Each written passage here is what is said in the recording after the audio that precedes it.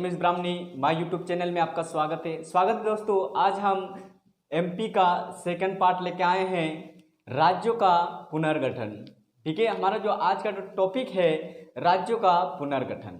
हमारे भारत में राज्य कौन कौन सी समिति द्वारा बनाए गए थे और राज्य बनाने के लिए कौन कौन सी समिति आई थी, इस पे थोड़ी सी हम आज डिस्कस करते हैं। ठीक है, तो चलिए स्टार्ट करते हैं। मध्य प्रदेश का गठन की ओर बढ़ते हैं। चलिए देखिए, राज्यों का पुनर्गठन। ठीक है, आपको मैं बताना चाहता हूं कि राज्य का पुनर्गठन के समय काल में हमारा भारत का संविधान भी बन रहा है। ठीक है, हमारा भारत का जो संविधान जो निर्माण हो रहा है 1947 के समय।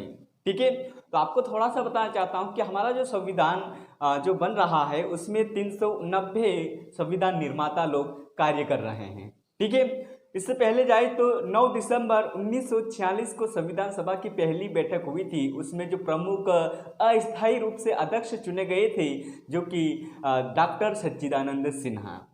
ठीक है, इसके 2 दिन बाद अर्थात 11 दिसंबर 1946 को संविधान सभा की दूसरी बैठक हुई थी। उसी बैठक के जो प्रमुख हेड अर्थात उस संविधान सभा के permanently head doctor Rajendra Prasad को चुना गया था।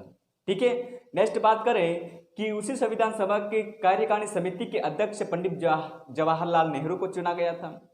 वह प्रारूप समिति के अध्यक्ष डॉक्टर भीमराव अंबेडकर को चुना गया था। ठीक है, तो करीबन कह सकते हैं संविधान सभा की जो बैठक में 390 जो लोग थे, इन्होंने संविधान निर्माण में लगे हुए थे।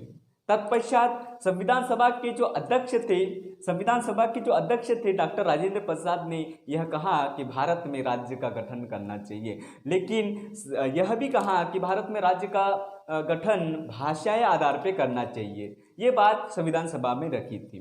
तत्पश्चात यही बात को संविधान सभा के जो 390 जो लोग थे, इन्होंने इस बात को स्वीकृति देते हुए कहा कि भारत में भाषीय आधार पर राज्य का गठन बनना चाहिए। तत्पश्चात भारत के प्रथम राष्ट्रपति डॉक्टर राजेंद्र प्रसाद व संविधान सभा के अध्यक्ष डॉक्टर राजेंद्र प्रसाद जो बिहार के रहने वाले थे, इन्होंने एक सिफारिश की, यानी कह सकते हैं कि डॉक्टर राजेंद्र प्रसाद ने एक सिफारिश करते हुए कहा कि भारत में एक समिति का गठन किया जाना चाहिए। ठीक है, तत्पश्चात देखिए कि स्वतंत्रता प्राप्ति के पश्चात संविधान सभा के अध्यक्ष डॉक्टर राजेंद्र प्रसाद व भारत के प्रथम राष्ट्रपति डॉक्टर राजेंद्र प्रसाद ने एक सिफारिश करते हुए कहा कि एस.के. धर की अध्यक्षता में 27 नवंबर 1947 ईस्वी में एस.के. धर आयोग का गठन किया गया था। क्लियर है, समझ में आ गया होगा आप लोगों को। ठीक है, हम बात कर रहे हैं राज्यों का पुनर्गठन की ओर बढ़ रहे हैं। ठीक है, तो राज्य के पुनर्गठन के लिए पहली समिति कौन सी आई है? एस.के. धर समिति। क्लियर है, समझ में आ गया होगा आप लोगों को। देखिए ध्यान से कि डॉक्टर राजेंद्र प्रसाद ने सिफारिश करते हुए कहा कि एस.के. धर की अध्यक्षता में 27 नवंबर 1947 ईस्वी में एस.के. धर आयोग का गठन किया गया है। क्लियर है, मैंने लिखा है फैक्ट, यहाँ पे देख लीजिए आप कि डॉक्टर राजेंद्र प्रसाद संविधान सभा के अध्यक्ष, भारत के प्रथम प्रधानमंत्री जो बिहार के रहने वाले थे, इन्होंने एक सिफारिश की कि एस.के. धर की अध्यक्षता में 27 नवंबर 1947 ईस्वी में एस.के. धर आयोग का गठन किया गया था। ठीक है, यह हमारे जो भाषा के आधार पर बनाने के लिए जो राज्य लाए गए थे उसमें पहली समिति कौन सी थी? एस.के. धर समिति। ठीक है, अब बात करते हैं एस.के. धर समिति का गठन किया हमने। ठीक है, एस.के. धर समिति में 4 सदस्य थे। कितने थे? 4 सदस्यीय समिति थी जिसके हेड एस.के. धर थे। क्लियर है, जिसके हेड कौन थे? एस.के. धर थे और साथ ही 3 सदस्य थे। ठीक है, समझ में आ गया आप लोगों को। देखिए एस.के. धर आयोग के जो अध्यक्ष एस.के. धर थे। ठीक है, एस.के. धर का पूरा नाम देख लीजिए आप, श्याम कृष्ण धर। ठीक है, श्याम कृष्ण धर। ध्यान से देखिए, एस.के. धर आयोग के जो अध्यक्ष रहे हैं वो कौन थे? श्याम कृष्ण धर या एस.के. धर। क्लियर है, अब ये जान लीजिए कि एस.के. धर जो थे वो कौन थे? एक न्यायमूर्ति थे। ठीक है, एक न्यायाधीश रह चुके थे। क्लियर है, तो वो भी सुन लीजिए आप। उत्तर प्रदेश उच्च न्यायालय के सेवानिवृत्ति मुख्य न्यायाधीश थे। क्लियर है। कह सकते हैं उत्तर प्रदेश हाईकोर्ट के रिटायर्ड चीफ जस्टिस एस के धर अर्थात श्याम कृष्ण धर, जो कि एक आयोग लेके आए हैं। क्लियर है, जिनका नाम है एस के धर आयोग। ठीक है, 4 सदस्यीय समिति। देखिए अब इन्हें स्पष्ट कह दिया गया था, डॉक्टर राजेंद्र प्रसाद या संविधान सभा के जो 390 जो मेंबर्स थे, ठीक है, इन्होंने कहा कि भारत में भाषा के आधार पर राज्य का गठन होना चाहिए। क्लियर है, भाषीय आधार पर राज्य का पुनर्गठन होना चाहिए। ये बात किसे कह दी गई थी? एस के धर आयोग को। तत्पश्चात एस के धर ने अपना कार्य, यानी एस के धर समिति ने अपना कार्य की बात करें, कार्य जून 1948 ईस्वी में प्रारंभ करते हैं। ठीक है, यानी एस के धर आयोग जो बना था, यही आयोग हमारे भारत में राज्य कैसे बनेंगे, किस आधार पे बनेंगे, इसलिए इन्होंने जून 1948 में कार्य प्रारंभ किए। ठीक है, इसके बाद देखिए यह कार्य प्रारंभ किए, इसके बाद इन्होंने करीबन काफी समय में एक रिपोर्ट तैयार करी। ठीक है, यानी किस तरीके से राज्य बनना चाहिए, किसके आधार पर राज्य बनना चाहिए, तो एक रिपोर्ट तैयार करते हैं एस के धर आयोग, और यही रिपोर्ट भारत सरकार के समक्ष, यही रिपोर्ट, ठीक है, यही रिपोर्ट भारत सरकार के समक्ष 10 दिसंबर 1948 ईस्वी में पेश करते हैं। समझ में आ गया होगा। ठीक है, एक रिपोर्ट तैयार करी, ठीक है, इसके धर समिति ने, और यही समिति जो रिपोर्ट भारत सरकार के समक्ष 10 दिसंबर 1948 ईस्वी में पेश की गई थी। ठीक है, और इस रिपोर्ट में स्पष्ट लिखा था कि भारत में भाषीय आधार पर राज्य का गठन नहीं होना चाहिए, यानी भाषीय आधार पर राज्य गठन करने का विरोध करते हुए या औपचारिक रूप से खंडन करते हुए कहा कि भारत में राज्यों का गठन भौगोलिक स्थिति के आधार पर होना चाहिए, वित्तीय आधार पर होना चाहिए, विकास के आधार पर होना चाहिए, या आर्थिक स्थिति के आधार पे होना चाहिए, स्पष्ट कह दिया गया था। तो आपको पता होगा, जैसे ही इस रिपोर्ट की जो रिपोर्ट जैसे ही सुनते हैं तो भारत देश में असंत व्याप्त हो जाता है। ठीक है, आक्रोश फैल जाता है। ठीक है, इसके बाद इस रिपोर्ट को क्या करते हैं? रिजेक्ट कर देते हैं। समझ में आ गया आप लोगों को? क्लियर है, यानी इस आयोग को यह कह दिया गया था कि भारत में अगर राज्यों का गठन होगा तो भाषीय आधार पर होना चाहिए। ठीक है, लेकिन इन्होंने किसको आधार माना है? प्रशासनिक को माना है, भौगोलिक को माना है, वित्तीय माना है, और विकास के आधार पर राज्यों का गठन होना। ठीक है, लेकिन इस रिपोर्ट को कैंसिल कर दिया गया। तत्पश्चात एक दूसरी समिति आई, उस समिति का नाम है जेवीपी समिति। ठीक है, या कह सकते हैं जेवीपी, यह आयोग कांग्रेस कार्य समिति के द्वारा पारित किया गया था। क्लियर है, यानी कांग्रेस कार्य समिति के द्वारा जेवीपी समिति का गठन किया गया था। तो सेकेंड जो समिति आई थी हमारी, कौन सी थी? जेवीपी। क्लियर है, यह समिति कब गठित की गई थी? अब देखिए दिसंबर में रिपोर्ट आई। ठीक है, तो उसी समकालीन कह सकते हैं दिसंबर 1948 ईस्वी में जेवीपी समिति का गठन किया गया था। ठीक है, कांग्रेस कार्य समिति के द्वारा जेवीपी समिति का गठन दिसंबर 1948 ईस्वी में कर दी गई थी। क्लियर है। अब देखिए दोस्तों कि जेवीपी समिति में कितने सदस्य थे? 3। स्पष्ट नाम से हो रहा है कि जेवीपी समिति में 3 सदस्य थे। तो देखिए 3 सदस्य कौन कौन से थे? ठीक है, जैसे देखिए आप, जैसे पंडित जवाहरलाल नेहरू। ठीक है, पंडित जवाहरलाल नेहरू। अब देखिए नेक्स्ट वी से वल्लभ भाई पटेल। लेकिन आपको बताना चाहता हूं, वल्लभ भाई पटेल को एक उपाधि मिली है जिसे सरदार कहते हैं। ठीक है, समझ में आ गया? जो कि गुजरात के बारदोली की महिलाओं द्वारा दी गई थी उपाधि, सरदार की उपाधि। क्लियर है, तो हम पूरा लिख सकते हैं सरदार वल्लभ भाई पटेल। क्लियर है। नेक्स्ट यानी तीसरे जो सदस्य हैं वो देखिए पी से कह सकते हैं पट्टाभी सितारमैया। क्लियर है, पट्टाभी सितारमैया। ठीक है। तो ये 3 जो मेंबर्स रहे हैं जेवीपी समिति में। अब ये देख लीजिए कि पंडित जवाहरलाल नेहरू भारत के प्रथम प्रधानमंत्री रहे हैं। ठीक है, भारत के प्रथम प्रधानमंत्री रहे हैं। तो लिख सकते हैं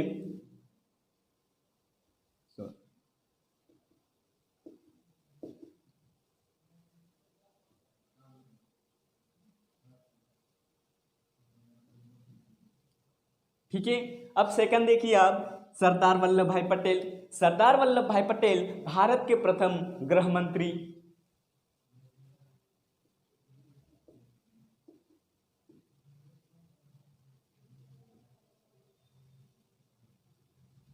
ठीक है, प्रथम गृह मंत्री रहे हैं। और थर्ड नंबर पे देखिए आप, पी यानी पट्टाभी सीतारामैया, ये मध्य प्रदेश के प्रथम राज्यपाल रहे थे।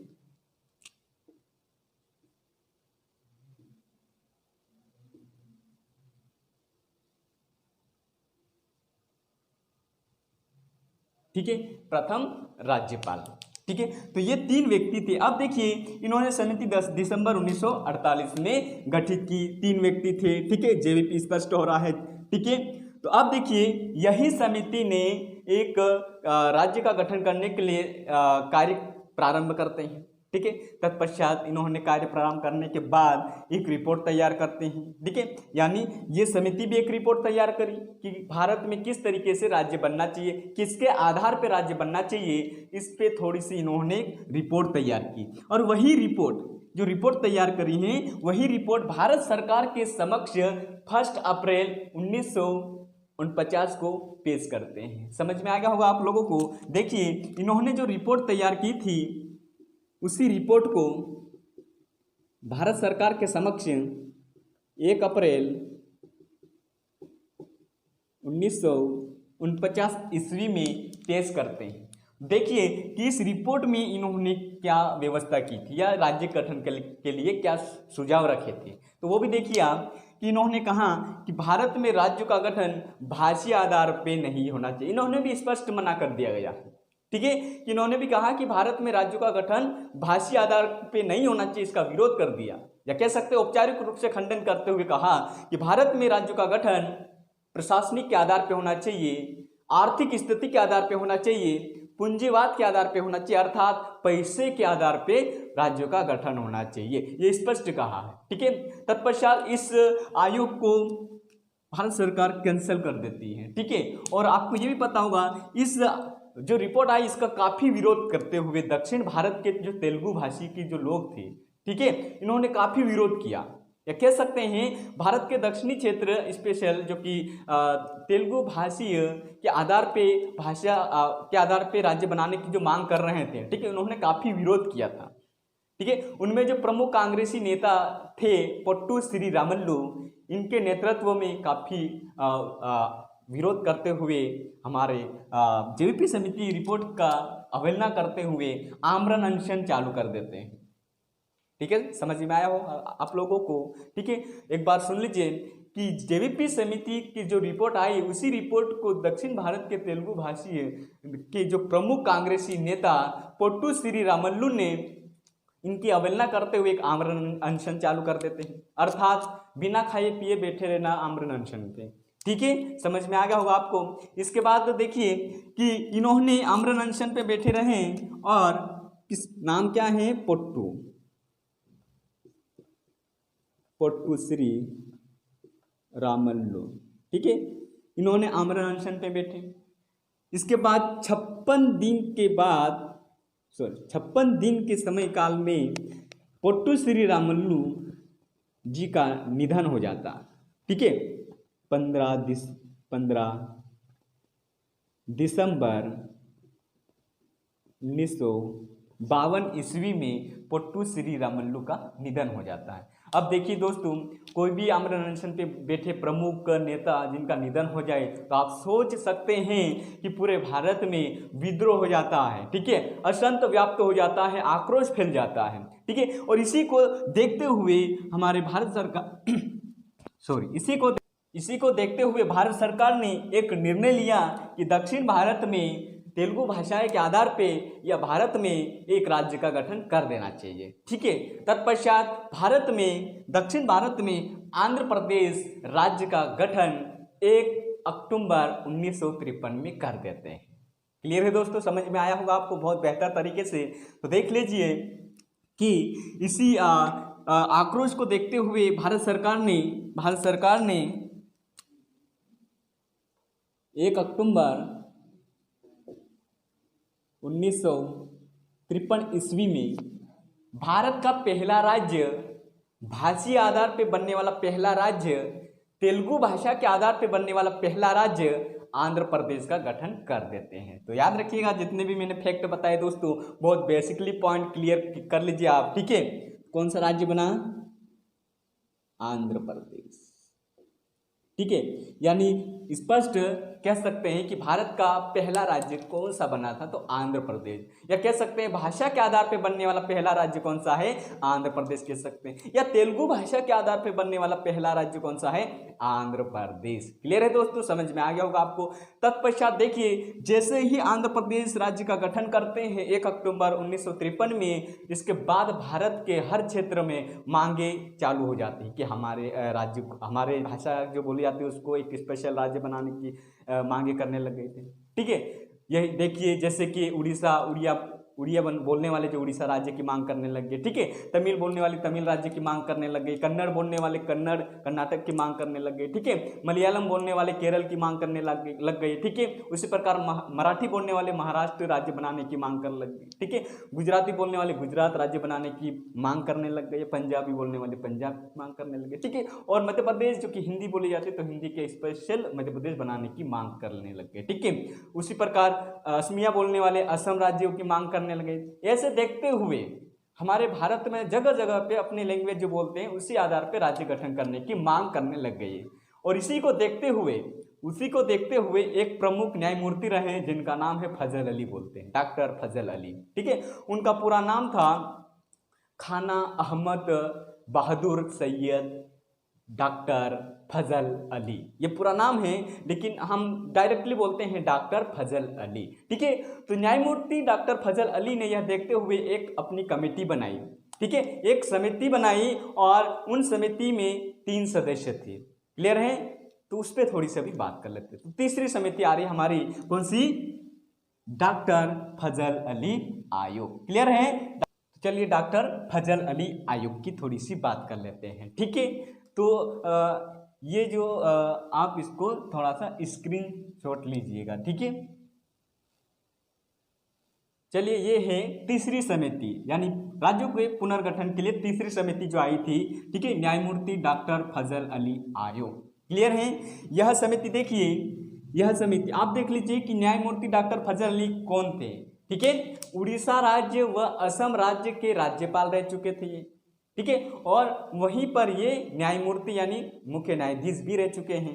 ठीक है, और ये रिटायर्ड थे उस टाइम पे। क्लियर है, तो जैसे मैंने बताया था पहली समिति एस के धर समिति, उसमें बताया गया आपको कि एस के धर जो कि श्याम कृष्णधर उत्तर प्रदेश उच्च न्यायालय के सेवानिवृत्त मुख्य न्यायाधीश थे। उसी प्रकार न्यायमूर्ति डॉक्टर फजल अली उड़ीसा राज्य असम राज्य के राज्यपाल व न्यायमूर्ति थे। क्लियर है, इन्होंने एक समिति का गठन किया राज्य गठन के लिए। तो समिति लाई थी जिस समिति का नाम है डॉक्टर फजल अली आयोग। ठीक है, यह समिति 29 दिसंबर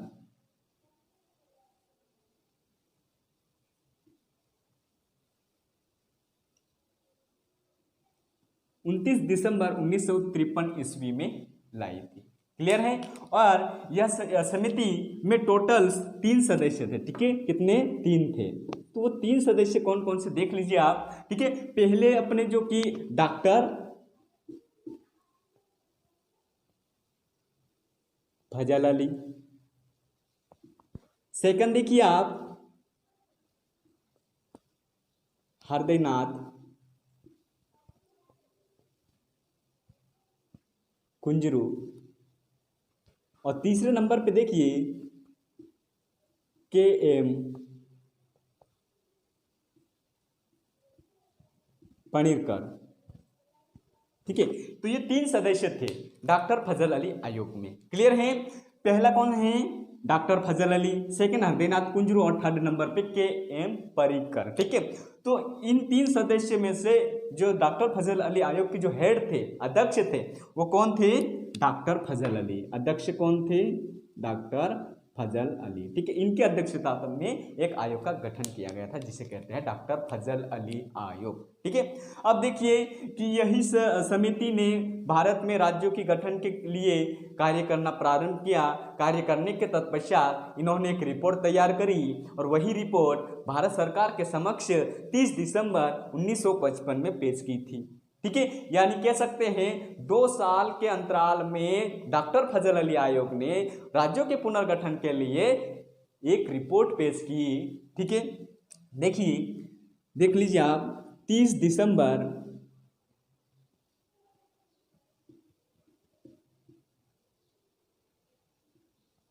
1955 ईस्वी में, देखिए 29 दिसंबर 1953 में समिति का गठन हुआ था। ठीक है, और 30 दिसंबर 1955 ईस्वी में यह समिति द्वारा एक रिपोर्ट पेश की गई थी। ठीक है, एक रिपोर्ट पेश की गई थी सरकार के समक्ष। ठीक है, अब देखिए इस रिपोर्ट में इन्होंने क्या कहा है। आपको पता है संविधान जब बन रहा था 1947 के समयकाल, और भारत में ये संविधान 26 जनवरी 1950 में लागू हुआ था। उस टाइम पे संविधान में जो भाग चलते थे, भाग क, ख, ग, घ चलते थे। ठीक है, भाग क में 9 राज्य आते थे, भाग ख में 9 राज्य आते थे, भाग ग में 10 राज्य आते थे, और भाग लास्ट में घ में 1 था, अंडमान निकोबार। ठीक है, कुल मिलाकर 29 हुआ करते थे। इनको स्पष्ट भाग क को स्पष्ट कहा कि उनको हटा दिया जाए। ठीक है, किसने कहा था? डॉक्टर फजल अली आयोग द्वारा। ठीक है, तत्पश्चात इसी रिपोर्ट में जो मुख्य बिंदु रखा था इन्होंने, यानी डॉक्टर फजल अली आयोग ने, कि भारत में 16 राज्य तथा 3 केंद्र शासित प्रदेश बनना चाहिए। ये मुख्य बिंदु था हमारे राज्य पुनर्गठन आयोग के लिए। क्लियर है कि क्या कहा है इस रिपोर्ट में कि भारत देश में 16 राज्य व 3 केंद्र शासित प्रदेश बनना चाहिए। क्लियर है, स्पष्ट कहा है। अब देखिए इसी रिपोर्ट में जो कहा गया कि 16 राज्य व 3 केंद्र शासित बनना चाहिए, तो भारत सरकार, ठीक है, या कह सकते हैं भारत की जो पार्लियामेंट है, ठीक है, संसद है, संसद के दोनों सदन लोकसभा और राज्यसभा द्वारा एक निर्णय लिया कि इन्हीं को परिवर्तन किया गया। ठीक है, कि इसमें 16 राज्य की जगह 14 राज्य रखें और 3 केंद्र शासित प्रदेश की जगह 6 कर दिए गए। ठीक है, या कह सकते हैं कि भारत सरकार द्वारा भारतीय संविधान में 7वां संविधान संशोधन 1956 के तहत भारत में 14 राज्य व 6 केंद्र शासित प्रदेश का गठन किया गया था। समझ में आ गया होगा आपको, बहुत बेसिक तरीके से समझ लीजिए इसको। ठीक है, सुन लीजिए, एक बार और मैं बताना जा रहा हूं आप लोगों को कि भारत सरकार द्वारा संविधान, यानी भारतीय संविधान में, ठीक है, भारतीय संविधान में, ठीक है, संविधान में 7वां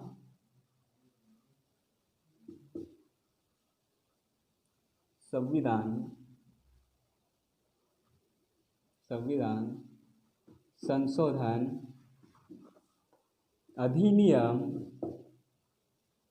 1956 के तहत भारत में 16 की जगह 14 राज्य,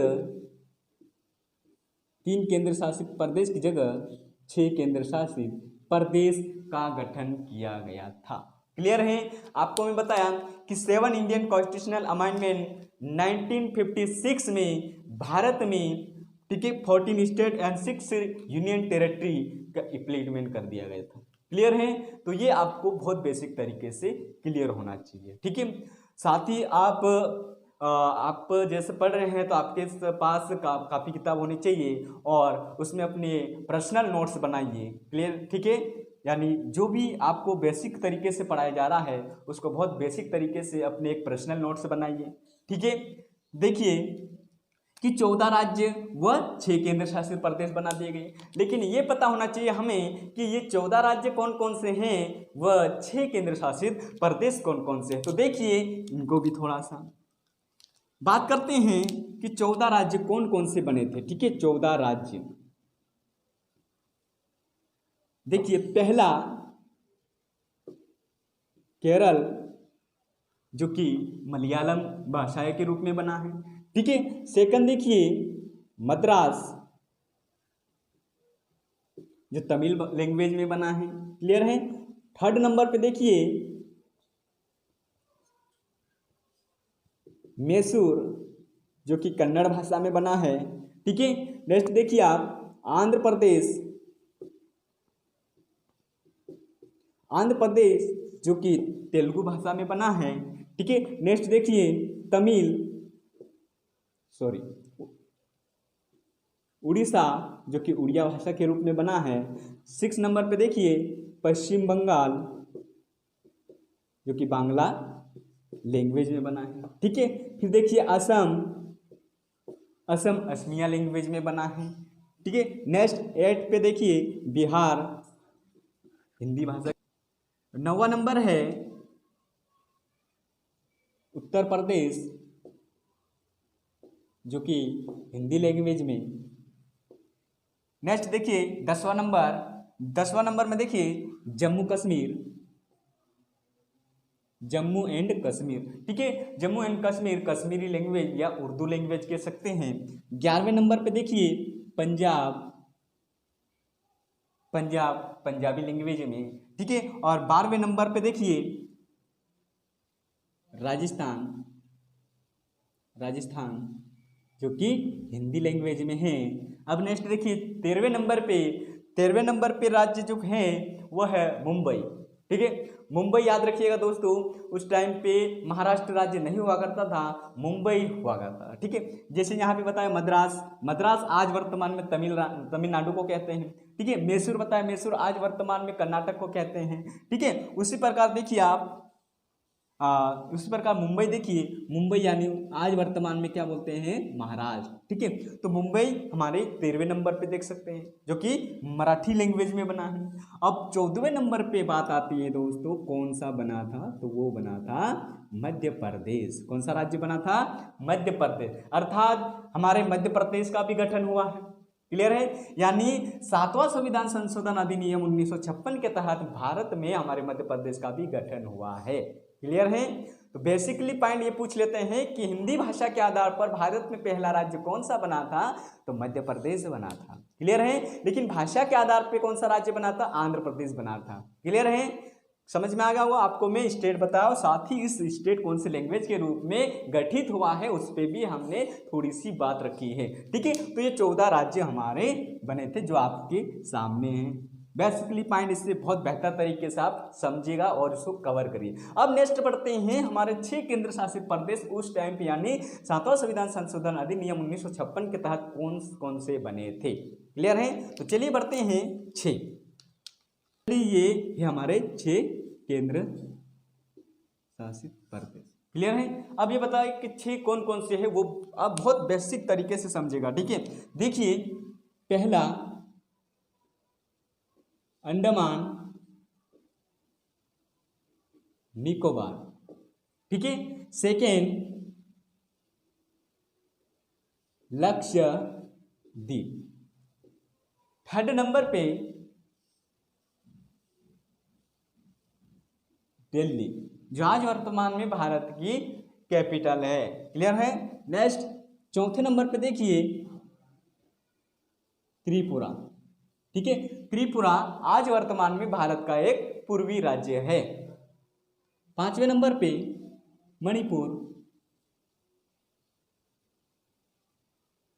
मणिपुर भी भारत का पूर्वी राज्य है आज वर्तमान में। ठीक है, 6ठे नंबर पे या लास्ट जो केंद्र शासित प्रदेश है वो है हिमाचल प्रदेश। ठीक है,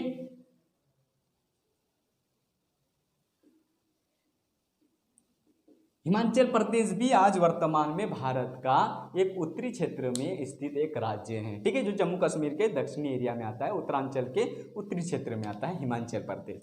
क्लियर है। तो ये हुए हमारे 14 राज्य व 6 केंद्र शासित प्रदेश जो कि डॉक्टर फजल अली आयोग के द्वारा भारतीय संविधान का 7वां संविधान संशोधन अधिनियम 1956 के तहत बनाया दिया गया था। ठीक है, तो अब देखिए दोस्तों, इन्हीं 14 राज्यों में से हमारे मध्य प्रदेश का भी गठन हो रहा है।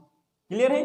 तो अब हम बढ़ते हैं मध्य प्रदेश गठन की ओर, या ये कह सकते हैं कि मध्य प्रदेश का गठन हो गया है। ठीक है, तो चलिए अब स्पेशल चलते हैं मध्य प्रदेश के गठन की ओर। ये मध्य प्रदेश गठन की ओर बढ़ेंगे, लेकिन आपको बता दूं ये मध्य प्रदेश गठन हम नेक्स्ट टॉपिक यानी नेक्स्ट लेक्चर में रहेगा, और आज का जो लेक्चर है यहीं पे समाप्त करते हैं।